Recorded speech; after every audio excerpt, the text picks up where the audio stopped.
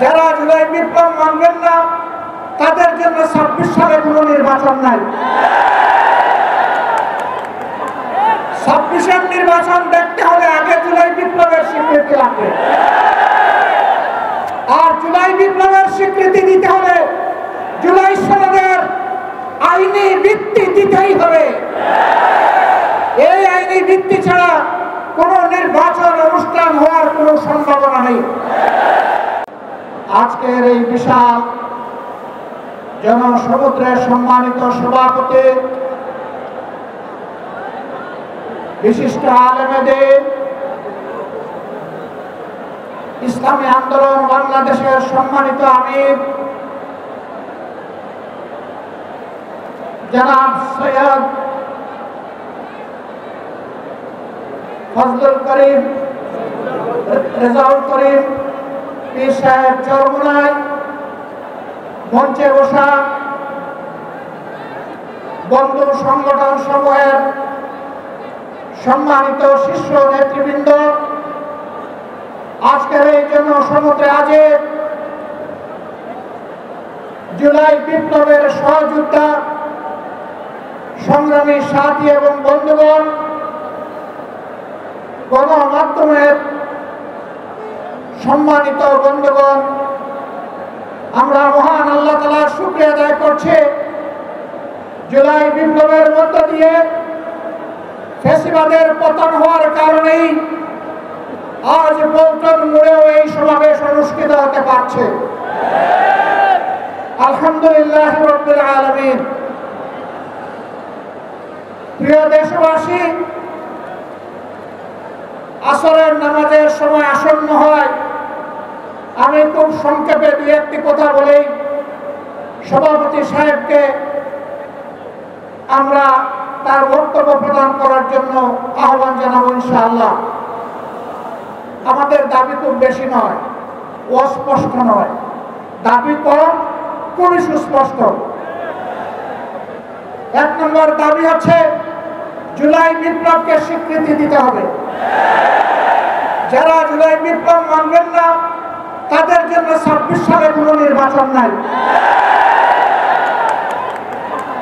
২৬-এর নির্বাচন দেখতে হলে আগে জুলাই বিপ্লবের স্বীকৃতি লাগবে, আর জুলাই বিপ্লবের স্বীকৃতি দিতে হলে জুলাই সনদের আইনি ভিত্তি দিতেই হবে। এই আইনি ভিত্তি ছাড়া কোনো নির্বাচন অনুষ্ঠান হওয়ার কোনো সম্ভাবনা নেই। কখন হবে এই আইনি ভিত্তির গোড়াপত্র? এদেশের মুক্তিকামী মানুষের কথা একটাই, জাতীয় সংসদ নির্বাচনের আগে গণভোট অনুষ্ঠিত হতে হবে। গণভোটের ব্যাপারে সকল দল একমত, তাহলে তারিখ নিয়ে এই বায়নাবাজি কেন? একমত হয়ে যখন স্বাক্ষর করেছি সবাই, তখন গণভোট আগে হওয়াই হচ্ছে যুক্তিযুক্ত। এর মধ্য দিয়ে আইনি ভিত্তির পাটাতন তৈরি হবে ইনশাআল্লাহ, এবং এর ভিত্তিতেই আগামী জাতীয় সংসদের নির্বাচন অনুষ্ঠিত হবে। ওই নির্বাচন যখন অনুষ্ঠিত হবে তখন আর কোনো সংশয় সন্দেহ থাকবে না। আমরা চাই আগামী ফেব্রুয়ারিতে যার আগেই জাতীয় সংসদ নির্বাচন অনুষ্ঠিত হোক। এইটা নিয়ে কেউ ধূম্রজাল সৃষ্টি করার পায়তারা চালাবেন না, ওদুর পিণ্ডি উদির গায়ে ফেলবেন না।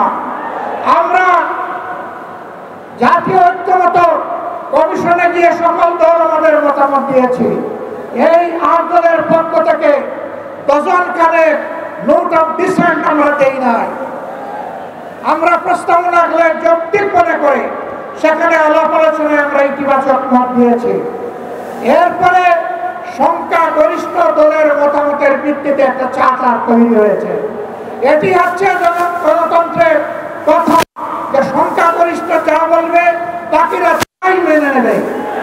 কিন্তু আমরা দেখলাম না, কেউ কেউ তা নয়।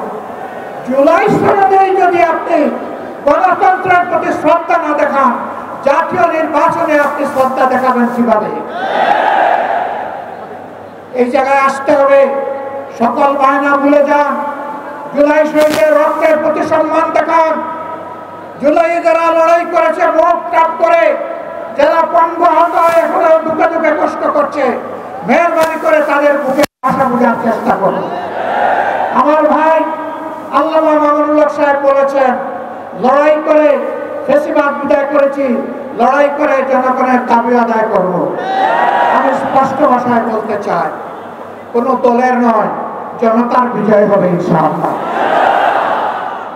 জনতা কি চায় কান পেতে শোনার চেষ্টা করো। যদি এই ভাষা বুঝতে ব্যস্ত হন, তাহলে নিজের পরিণতির জন্য যে বুঝতে ব্যর্থ হবেন তাকে তৈরি থাকতে হবে। আমরা কথা দিচ্ছি বাংলাদেশের জনগণকে, আমাদের সহযোদ্ধারা আমাদের হাতে এনে মুক্তির প্রাথমিক পরিবেশটা উপহার দিয়েছে। আমরা জনগণের মুক্তি আদায় করেই করে ফিরবো ইনশাআল্লাহ। আমরা ভদ্র ভাষায় কথা বলছি, ভদ্র ভাষায় কথা বলবো, কিন্তু আমাদের দাবির ব্যাপারে আমরা হিমালয়ের মতো অনড় থাকবো। কারণ এই দাবি জনগণের দাবি, কোন দলের দাবি নয়। এই দাবি বিপ্লবের দাবি, এই দাবি ফ্যাসিবাদের দাবি নয়। অতএব ফ্যাসিবাদের দাবির কাছে বাংলাদেশের জনগণ মাথা নত করবে। তৈরি হোক, যতক্ষণ পর্যন্ত জনগণের দাবি আদায় না হবে আমাদের আন্দোলন দুর্বার গতিতে চলতে থাকবে ইনশাআল্লাহ। আজ শীর্ষ নেতৃবৃন্দ এই মিটিং এর পরে আমরা মিলিত হচ্ছি। পরবর্তী কর্মসূচি যথা শীঘ্রই আপনারা জানতে পারবেন। সেই কর্মসূচি বাস্তবায়নের জন্য প্রস্তুতি নেওয়া আহ্বান জানিয়ে এবং সরকারকে জনগণের ভাষা বুঝে অতি শীঘ্রই গণভোট আগে দেওয়ার সিদ্ধান্ত নেওয়া আহ্বান জানিয়ে আমার বক্তব্য এখানে শেষ করছি। আল্লাহ হাফেজ। বাংলাদেশ জিন্দাবাদ। আর দলীয় আজকের এই সমাবেশ জনগণের দাবি আদায়ের পাঠাতন হোক। আসসালামু আলাইকুম ওয়া রাহমাতুল্লাহ।